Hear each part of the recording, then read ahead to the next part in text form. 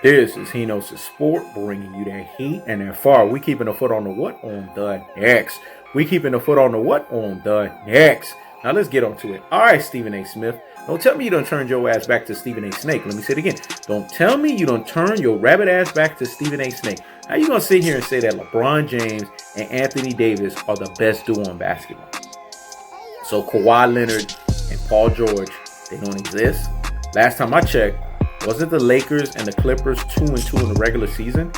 We can't judge anything off of the playoffs yet because the playoffs are still going as we're speaking. So if we're looking at round by round, the playoffs as they're unraveling the way that they're unraveling, the bottom line is this. Here in its most cold-hearted, unadulterated, cutthroat, true-telling fashion, visceral form. And it's this. We have to look at the delineation. We have to look at the distinction. We have to look at the division. We have to look at the gulf between all of these dynamic duels in basketball. And there is nothing. There is no gulf. So when we sit here and tell ourselves LeBron James and Anthony Davis is the best dynamic duo, how? What stat do you have to justify that? How can you quantify that? Were you going to tell me because of what happened in the Western Conference during the regular season? A regular season NBA that really amounts to nothing? Because in basketball, there's two seasons. There's a regular season and then there's a playoff. Did you guys know that? I don't know if the lamest NBA fan knows this. I don't know if the casual NBA fan knows this. But there's two seasons in basketball. There's the regular season and there's the playoffs. The playoffs are where legends are made. And last time I checked, Anthony Davis and LeBron James have done nothing where legends are made. They are in the same boat as everybody else. Just like Kawhi Leonard and Paul George. Just like James Harden and Russell Westbrook. There's a bunch of dynamic duos out here. But they all in the same boat. So bottom line is, what are you talking about when you say they're the best dynamic duo? What can you prove to denote that? Well, you going to give me a regular season? Regular season means a bunch of nothing. Let me say it again. The regular season means a bunch of nothing. There's nothing in the regular season to justify this. You need the playoffs to let us know who is the real dynamic duo in basketball. Now, when it comes to the overall grand scheme of things, yes, LeBron James and Anthony Davis, he knows the sport is going to stay on that pick that he doubled down with confidence, you know what I'm saying, purpose and fortitude, you know, because I double down on my picks with confidence and fortitude, which is this, that I'm picking the Los Angeles Lakers to win. But it's not I'm picking them to win because they're going to win off of the strength that they're just better than the competition. I'm picking them to win because it's a fraudulent, fluky, on-the-spot NBA title. It's a least path of resistance NBA title. So when you look at the Nike and the NBA merging, and you see that they need to recoup their investment that they spent the $90 million on LeBron James because they need him to get this fourth title. They need him to get out of that abysmal 3 for 9, 33.3% NBA Finals average and performance. They need him to graduate to that 40%. Once he gets to that threshold, then they can respect him. And they can respect what he brings to the table in terms of them getting their investment back, in terms of them getting their dividends back. Not respect them in terms of the annals of the Pantheon of Greatness, because even NBA knows LeBron James is not at the top. Even Nike knows LeBron James is not the type. Heck, Nike gave Michael Jordan his own brand, the Jordan brand. So they already know what the highest level looks like. They've already quantified and calculated that. Phil Knight already put that out there.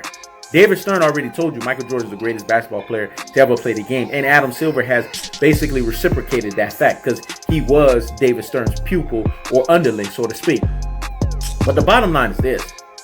We have to look at the cold-hearted. We have to look at the unadulterated. We have to look at the cutthroat, true-telling fashion that's associated with the dynamic duo of LeBron James and Anthony Davis. What is their dynamic duo? Their dynamic duo is forming itself this year. We will know what the end of all means is going to be with them, or the end all be all when the season is over with. But to say they're the best dynamic duo and you don't have anything to justify that, that's just Stephen A. Snake talk. It's not Stephen A. Smith talking. You see, you were Stephen A. Smith when you were talking about Michael Jordan and talking about how Michael Jordan was bridging the gap between NBA players and owners. You were Stephen A. Smith when you were talking about how Michael Jordan, you know what I'm saying, he deserves to be respected for the gratitude that he has basically put out there for him being the global icon that he is. and the gratitude that players need to afford him, the gratitude that players need to pass on to him. You were Stephen A. Smith there, but you're Stephen A. Smith when you sit here and you showcase your bias or your LBJ Riders media bias and say that LeBron James and Anthony Davis is the best dynamic duo, but you don't have nothing of substantive value. You don't have no sustenance. You don't have no substance to determine that or to denote that. All you're doing right now is running your freaking mouth. And we got a lot of that that's going on right now. Because the media these days and age, they don't tell you impartial stuff. They don't tell you stuff that's unbiased, as if that terminology ever existed, because there's so many different levels of bias. There's confirmation bias. Everyone is biased. Enos the Sport is biased. But the question is, are you realistic in your biasms, or are you unrealistic in your biasms? Enos the Sport is realistic in his biasms. That's why Enos the Sport bias would be confirmation bias. Because it's a bias nevertheless, but there's confirmation behind that motherfucker. Because I can confirm my bias. Whereas other people fall under different forms of biases that just makes no damn sense. It's not even confirmation bias. It's just bias because they just want to sound like they make sense, but really they don't make sense. They're just nothing but brain full of mush and brainwashed dodo heads. In this instance, Stephen A. Smith is sounding like a brain full of mush and a brainwashed dodo head. Because how can you tell us that LeBron James and Anthony Davis is the best dynamic duo, but you don't have nothing of heavyweight substance? You don't have nothing of heavyweight lifting sustenance.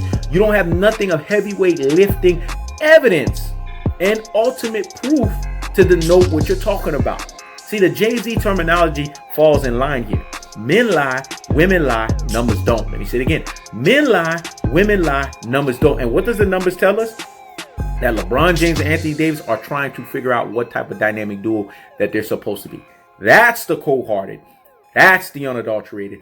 And that's the cutthroat true teller fashion. I keeps the foot on the what? On the next. I keeps the foot on the what? On the next. This is Enos the Sport. Checking out.